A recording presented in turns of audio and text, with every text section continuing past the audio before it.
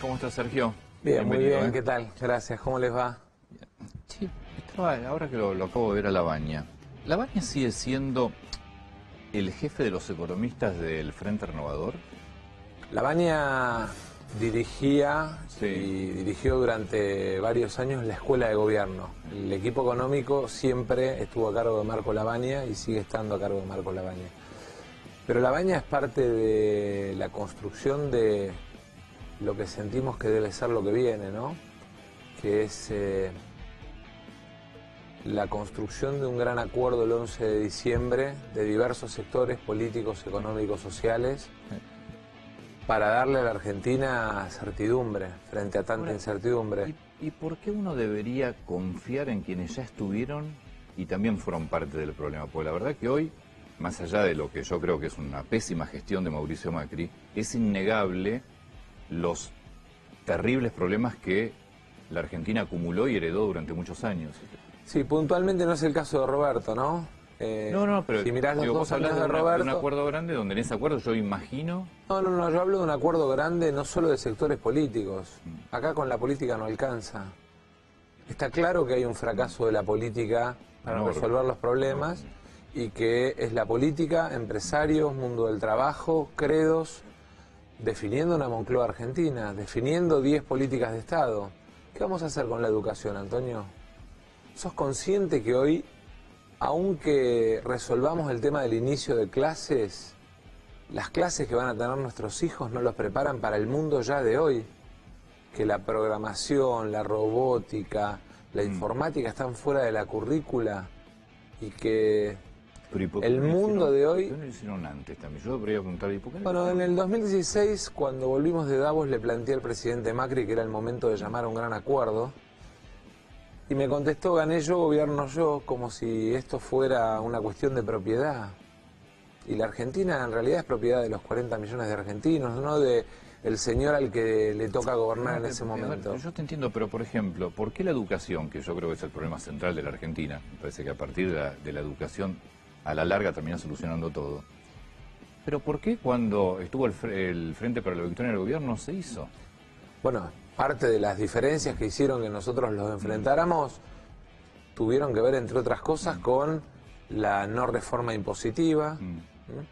Es imposible en la Argentina hoy trabajar con el nivel de presión impositiva que tenés. Imposible, imposible. La mitad de los días del año trabajás para pagarle al Estado. Es así matemática la cuenta. Sobre todo en las pymes, que son las generadoras de empleo, no hay forma. Bueno, con el agravante además de que la AFIP les puso un nivel de extorsión en la tasa de interés fenomenal y un nivel además de enorme rapidez para embargar en un momento en el que la pyme está en el día a día. ¿Y cómo haces para hacer una reforma impositiva, que yo entiendo, tenés que bajar la presión impositiva, si no te dan los números?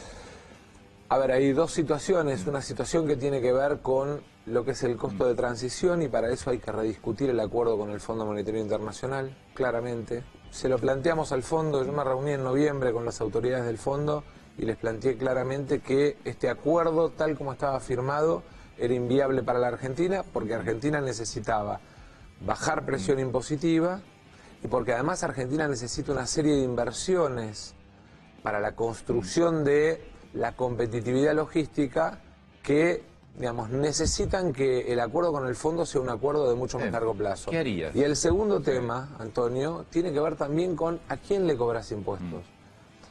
Yo te voy a poner el ejemplo de bienes personales. A vos te subieron bienes personales, a la gente que nos está viendo y que está trabajando. No, a todos no. Porque a los que tienen la plata en Miami, en Nueva York o en Suiza no se la subieron. A los que entraron al blanqueo y dejaron la plata afuera. Exactamente, y que la tienen colocada a intereses y que no produce nada en la Argentina. La plata que está declarada, decimos, la que conocemos que está porque la declararon. 110 mil millones de dólares de argentinos en el exterior en cuentas a la vista o en cuentas... Sí, bien, por eso. Sí, claro. Si sabe tomáramos los no declarados, sabemos que hay un PBI de la Argentina eso lo afuera. estamos buscando hace 30 años, digamos. 110 mil millones de dólares que están afuera en timba y que pagan menos impuestos que la casa del que vive acá a la vuelta. Es delirante. la injusticia y la regresividad del sistema tributario. Entonces, un gobierno que dijo, voy a eliminar el impuesto a las ganancias, paso de cobrarle a 1 millón de personas a cobrarle a 2 millones de personas de impuesto a las ganancias, hasta los jubilados, y en el medio, a los que tienen la plata afuera, no les mete presión impositiva para que la traigan. Porque lo lógico que es, mirá, te bajo la presión acá, te la subo afuera, traela, ponela a invertir, ponela a producir. Ahora, en el medio también hay otras cuestiones macroeconómicas, tasa de interés, tasa del 50%, tasa de interés del 50%, lo que le estás diciendo es timbiá. Sergio, recién mencionabas el FMI que estuvo una misión acá en los últimos días. ¿De qué forma podría llegar a repautarse, repactarse, o no sé cuál sería el término, teniendo en cuenta que somos la deuda más importante de América Latina? Publicó BBC un informe respecto de esto. Pero los muertos no pagan. Y este acuerdo lo único que lleva es a un nivel de presión sobre cuentas públicas y una incapacidad de tener una política de crédito del Estado que lo único que hace es congelar la economía. Argentina necesita crecer. Argentina necesita generar dólares genuinos, no pedir dólares prestados. Argentina necesita vender. Vos recorres la Argentina y te encontrás con un montón de experiencias exportadoras que hoy están entre las nuevas retenciones que puso el gobierno, el nivel de presión impositiva con impuestos internos a productos que se van al exterior, porque si ella me vende... Exportas impuestos, claramente exportas impuestos. Claro, es de locos. O sea, le cobran impuestos internos a productos que se venden afuera. Sí, pero antes también, digo, esto es Por un mal de la supuesto. Argentina de décadas, porque como la política no sabe ajustar, tienen que seguir impuestos. Y además impuestos, pasó buena parte para el Estado Nacional, para ¿no? Porque sacarle las el sector provincias se privado. quedan. Claro, el 90% de los 163 impuestos que se pagan en la Argentina van al Estado Nacional. El 90% los cobra el Estado Nacional. ¿Cuánto te da de cantidad de impuestos, tasas? ¿Cuánto te da? 163. 163. Imagínate que alguien que tiene una pyme o un comercio, para tener simplificada su vida, debería tener un régimen mucho más simple de impuestos. 163 impuestos. Es invivible para el que trabaja, para el que produce. Entonces, hay que generar un acuerdo donde además digamos, miren, a los que trabajan, a los que producen, le vamos a cobrar menos. A los que timbean, a los que ganan fácil, o a las actividades que son de renta sin valor agregado, que son más primarizadas, le vamos a cobrar más impuestos. Ahora, a medida que vas generando trabajo, a medida que vas generando valor, tenés que mejorar, digamos, porque el Estado lo que debe es promover precisamente la participación del mundo del trabajo y del valor agregado en la cadena de producción argentina. Ahora, Sergio, yo estoy convencido que acá hubo un estallido, hubo una crisis política en el 2001 que no se solucionó, que sigue sin solucionarse, porque la clase política, como dijo Antonio, no es eficiente para solucionar los problemas del país, sino que crea suma gasto, digamos, da la sensación que complica más que lo que soluciona. ¿Por qué va a cambiar ahora? ¿Qué es lo distinto ahora de lo que pasó en todos estos años que nos dé algún aliento de que puede cambiar? Que si no cambiamos, la Argentina no tiene destino. Bueno, eso es cierto. Si no lo cambiamos, la Argentina no tiene destino, y que entonces el 11 de diciembre hay que sentarse en la Casa Rosada y llamar a todos. Entender que el día de mayor poder de un presidente es el día de mayor humildad, y que ese día empresarios, trabajadores, credos, diferentes fuerzas políticas se tienen que sentar a una mesa y definir 10 políticas de Estado. En la educación, en el cambio en el sistema de impuestos, en la lucha contra el narcotráfico y la inseguridad, en el cuidado del medio ambiente, porque Argentina perdió 6.500 millones de dólares en catástrofes ambientales. Ahora, ¿cómo lo garantiza? Porque el sillón tiene algo que todo eso te lo elimina a los 30 minutos de que te sentaste después de... Firmando previamente el acuerdo. Nosotros desde el 10 de marzo, junto a varios gobernadores, vamos a recorrer la Argentina planteándole a cada sector que nos comprometamos previamente a firmar ese acuerdo. Para que el 11 de diciembre ninguno tenga escapatoria, para que no nos pase esto de que se promete en la campaña y no se cumple en el gobierno. Porque además la frustración, la desilusión que hoy reina en la Argentina, y la estoy recorriendo de punta a punta, es enorme. Ahora, Sergio, pero vos recién hablabas de que si la cosa sigue así, no sé, está ya todo por el aire. Hay mucha gente que votó a Mauricio Macri convencida de que algo iba a cambiar y que a lo mejor se vio perjudicada, como vos decís, gente que capaz que se te acerca y te dice, estoy desilusionado, lo voté, no. ¿Está todo mal Y segundo, esta sensación de que cuando viene otra gestión, en el caso de que ustedes pudieran ganar, por ejemplo, arrasa con todo o reconoce que todo lo que se venía haciendo estaba mal. La gente que siente, pero yo me estoy ajustando, yo estoy confiando de que vamos para adelante con estas políticas y al final es todo lo contrario, me mienten. Mira, primero no podés volver a empezar todo el tiempo. Argentina tiene el problema de que todos los gobiernos creen que son fundacionales. Sí. En el 2015 yo planteaba, cuando empezamos en la etapa de construcción de esta alternativa con Labaña y con De la Sota, planteábamos que era tiempo de albañiles, no de arquitectos, que era tiempo de poner ladrillos arriba y no de voltear la pared y volver a empezar. Desgraciadamente no supimos transmitirle a la sociedad qué queríamos representar con esa idea. No se trata de volver a empezar todos los días, se trata de tomar lo que está bien, corregir lo que está mal, pero partiendo de un diagnóstico serio. Hoy en la Argentina el mercado interno está destruido porque el gobierno, con decisiones absolutamente absurdas, benefició a 10 empresas amigas y perjudicó a 25 millones de argentinos. Lo de las tarifas es tal vez la muestra más clara de cómo una mala política puede destruir la economía de un país. Porque vos podés decirme, había que recuperar para salir del sistema de subsidios, porque había que ordenar el gasto público, había que recuperar las tarifas. Ahora, pasaron dos cosas. La primera, las tarifas subieron por encima de los salarios largamente, 1.200 a 200 o 1.300 a 200. Y eso se ve en los balances de esas 10 empresas que ganaron. Lo segundo, no bajó el gasto público en los niveles que se habían comprometido. Brutal, porque tuviste una devaluación, porque dolarizaste las tarifas, porque les dolarizaste la tarifa para garantizarle los balances, porque le armaste compensaciones a las empresas para asegurarles el tipo de cambio, porque en definitiva trabajaron durante estos años para 10 empresas de energía y no para los 25 millones de argentinos que pagan esas tarifas. Esta es la verdad.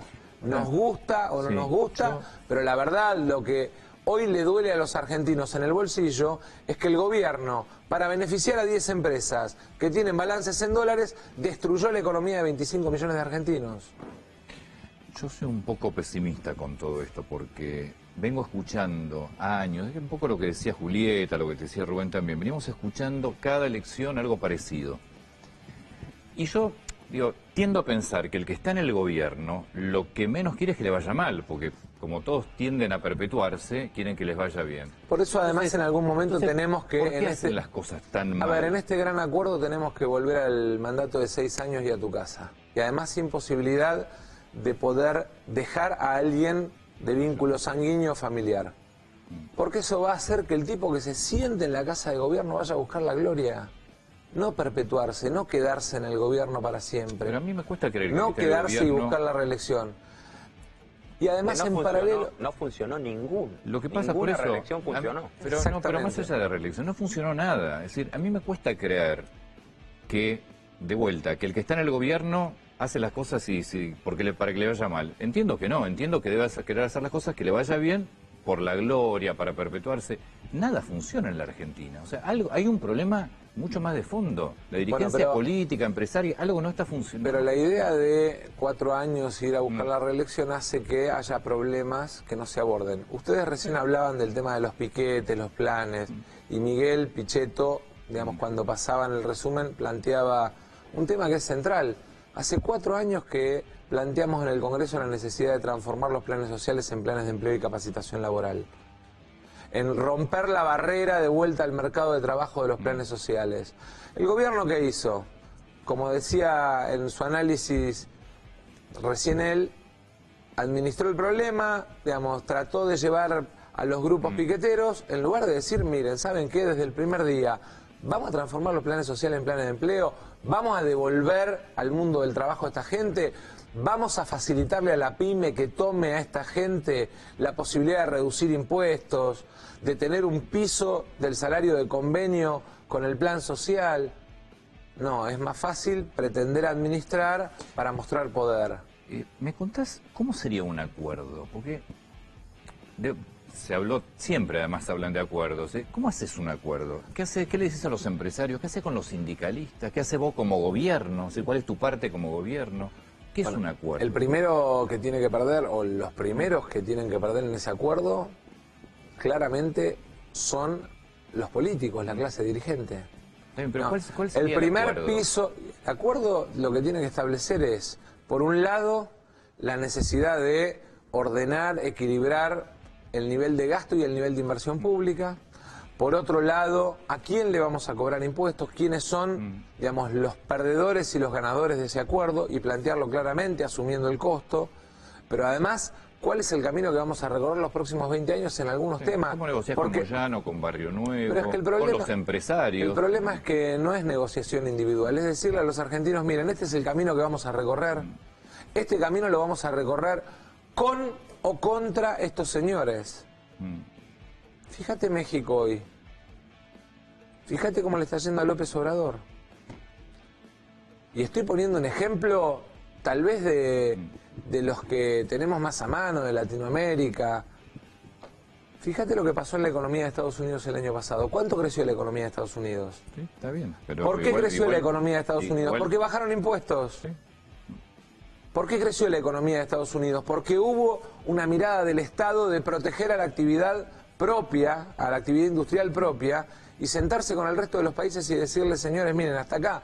Acá pareciera que cuando estableces un sistema de comercio administrado, atacás lo importado. No, no estás atacando lo importado, estás defendiendo lo propio, lo nacional. Lo que pasa es que cuando se hizo eso, los empresarios locales te ponían un precio arriba de cualquier cosa. Por supuesto. Te iban Por eso mucho tiene y que encima ser, la calidad era mala. Por eso tiene que ser parte de un esquema de acuerdo, donde vos le decís, mire, yo con la tasa de estadística, con los aranceles, voy a regular un esquema que a usted le dé la posibilidad de competir. Ahora, usted para competir además tiene que tener determinadas reglas a cumplir. Me va a generar empleo, me va a invertir acá, no se la va a llevar afuera cuando gana. ¿Vos sos consciente que la Argentina tiene un PBI afuera porque importamos todo el tiempo deuda y exportamos ahorro? Y vos me vas a decir, ¿sabés por qué? Porque la Argentina no genera condiciones. Es cierto, pero además porque el Estado no asume riesgo con el empresario. Si una pyme va a invertir, ¿por qué el Banco Central no garantiza con seguro de tasa? En Brasil tenés una competencia entre los estados para bajar impuestos, le das absolutamente Eso es federalismo. Positivas, Eso es federalismo, Antonio. Pero en Brasil se matan para que las pymes puedan El problema es producir. que la Argentina no tiene un régimen federal. Si el 90% de los impuestos que se cobran en la Argentina los cobra el Estado Nacional, Argentina no tiene un régimen federal. Pero además, Sergio, es una invitación a negrear la economía, que es lo que venimos hablando. Casi la mitad del país. 35% de la economía argentina es negro. 35% de la economía argentina es Lo negro. lo que asusta que todo esto, yo no sé si habrá alguna nota nuestra de hace 10 años, tal vez no, pero si lo hubiéramos hablado hace 10 años, teníamos la misma charla. Hoy los Con la problemas misma están cifra, agravados. con la misma cifra. No, están agravados. Hace 10 años la pobreza era 25 y es 35. Hace 10 años el PBI de la Argentina, o hace 3 años, el PBI de la Argentina era 600.000 millones de dólares, hoy es 400.000 millones de dólares. Son los mismos, es lógico que sea grave, pero digo, son los mismos problemas. La economía en negro, la pobreza, la educación, el Estado que cada vez gasta más. Lo que pasa es que hace 10 años gastaba más, pero siguió gastando más. Es decir, los mismos problemas. Digo, hace 10 años, si nosotros pudiéramos ir hacia atrás y esta charla la teníamos hace 10 años, es la misma charla. Ese es el otro problema. Sí, agravada. Sí, agrave, porque es lógico que sea grave, pero digo, los problemas son los mismos. Y yo creo que tiene que ver también con, vuelvo a lo mismo, esta idea de barrer abajo de la alfombra para superar elecciones. Por eso vos necesitas establecer metas a 20 años, porque eso trasciende los gobiernos. El otro día fui a Mendoza, el otro día estaba en Mendoza y el intendente de San Carlos me invita a recorrer una zona donde hace 5 gobiernos se compromete una obra, una represa, un dique, en el Valle de Uco. Y me dice, pasan los gobiernos y se prioriza o no se prioriza de acuerdo al color político del gobierno nacional o del gobierno provincial, sin importar si influye para la economía de la región. Como ese ejemplo, lo que nos pasó en materia ferroviaria. Argentina se fue poniendo de rodillas a medida que el ferrocarril fue perdiendo peso en la logística de la Argentina. Pero porque le dieron el negocio de las rutas a Moyano, y de la carga a Moyano. Pero hace 30 años, Obvio. hace 30 años Moyano era un delegado de una empresa de Mar del Plata Y los ferrocarriles en la Argentina los presidía un señor que era dueño de una empresa que fabricaba goma de camiones. Pero eso, y entonces, Sergio, y el eso lo hizo argumento... el poder político, licitaron los corredores viales, le dieron el negocio a Moyano y echaron a todos los ferrocarriles. No, pará, y Moyano también formó parte de una licitación de un ramal De ferroviario. un ramal ferroviario. Ahora, con Franco Macri. por supuesto. Como para que vean que los apellidos son todos iguales siempre. Ahora Exactamente. Se cometió el desastre de darle otro ramal ferroviario y un operador de colectivos, de micro de larga distancia. bueno, en definitiva, el problema, ¿sabés cuál es? El problema es que no hay una visión estratégica. Los ferrocarriles tienen que ser parte de una visión estratégica de la Argentina. Porque hacen al desarrollo, porque hacen a la competitividad logística. Hoy te sale más caro el flete de Salta a Rosario que de Rosario al puerto de Rotterdam. Parece Hace un chiste. tiempo. No, es así. Sergio, ¿y con la línea de bandera? Con la línea de bandera de aerolíneas, bueno, yo tengo una visión absolutamente a favor de la defensa de la línea de bandera porque la utilidad de una empresa en la Argentina también la tenés que medir en términos de rentabilidad social. Si yo tengo oferta de camas en Iguazú, en Purmamarca o en Tolwyn, en Tierra del Fuego, tengo que garantizar tener los asientos para poder vender esas camas. Y a veces la rentabilidad se mide en el total de la cadena de valor, no se mide solamente por el resultado de la aerolínea. Porque si no, yo te podría decir, ay no, a mí no me conviene tener una ruta que vaya a tal pueblo.